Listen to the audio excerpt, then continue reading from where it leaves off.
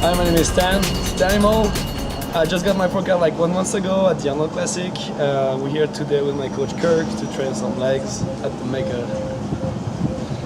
I am Kirk Chittick, otherwise known as Body by Kirk, and I am here to put Stan through one of my notorious leg workouts today. The physique guys here at Gold's definitely train legs, and their leg workouts are no joke. They're pretty much a bodybuilder leg workout, and for sure Stan does, and I know the guy behind the camera here does, because I've seen him train as well. So just to break that little myth that physique guys don't train legs. Well, maybe not everywhere they don't, but here they sure do. So a lot of times on the leg extensions I like to start off with 3 sets of 30 to kind of pre-exhaust, get blood in the joints, stretch the fascia a bit, and prepare for the other more hardcore exercises. Even if it's the first exercise, I try to really keep a good focus on the muscle, get a nice burn, and flex hard the quad to bring the blood into the muscle. So then from that point we went to adductors, and I like to do this one before squats because it's a good one to really open up all the hip flexors.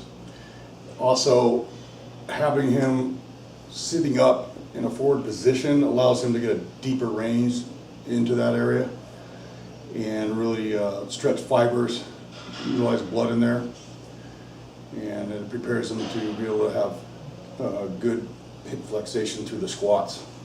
So. And same as the leg extension, I try to really keep the focus on the muscle and don't just go through the motion, really like feeling the exercise, slowing down the rep to really like feel the contraction where it's supposed to be.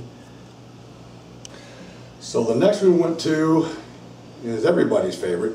Well, it is mine anyhow, and that would be the front squat.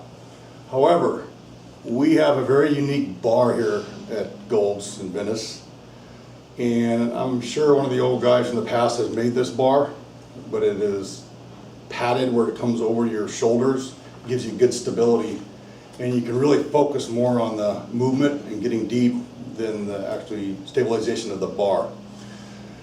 So we use it for a front squat. It can be used for both. It's a universal, and we were able to do pretty much 3 sets of 20, all the way deep, full range, good squeeze, and I think this one was a really good builder.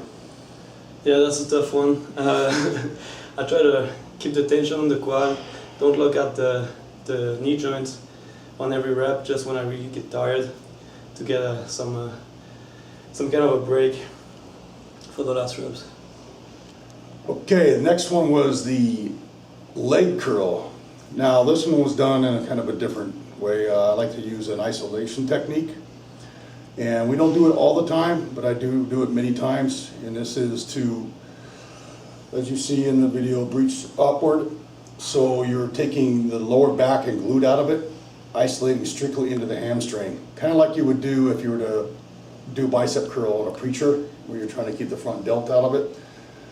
So basically, it's the same thing with a hamstring, where you're trying to isolate it. So it's the ham does all the pulling and all the squeezing and contracting without the assistance of the lower back and glute. Yeah, because like you really get a good pump in your hamstring. Like Kirk said, it's just really good isolation movement. So that's why we get a good pump. Also on this one, when you're doing in that position, it's best not to go real heavy. It's best to focus on the squeezing and contraction, do a moderate rate, and do 15 to 20 reps, 3 sets. Okay, leg press. Now you notice how it looks a little different because I'm putting his foot positioning close together and I'm turning his toes in slightly. This is to focus more into the outer sweeps, as we like to call it. And when he gets down deep, he really will feel it there in this position, and mostly there throughout the movement from top to bottom. I like to do these for 20 reps, usually 4 sets of 20, progressing up in weight, and in accordance with keeping the 20 rep range where he's pretty much fatigued by the end. So yeah, I really like this exercise. But it's even when you get tired, it's important to try to keep full range of motion. A lot of people like to put a lot of weight on the machine, just like to feel like they're really working the muscle, but they don't go in full range.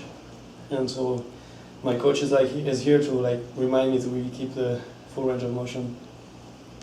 And finally, we get to the seated leg curl. Again, on this one, we do it a little bit differently. First of all, lock him down very hard, so there's no movement for him with the legs. He's just isolated strictly in there. I like to plie, and the reason for the plie, which is the feet turned outward, is it brings all the tension to the outer ham, right along where the ITs are. So from a side profile, especially this is really important like in bodybuilding too, you have that drop, that nice hanging ham, and this is how you achieve that.